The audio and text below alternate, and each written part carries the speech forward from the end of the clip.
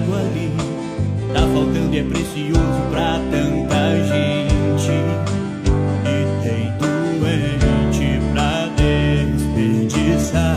Eu sei que agora deve ter alguém lavando seu carro, matando uma criança em cada jato desperdiçado. Ele nem sabe desse assunto. Responsa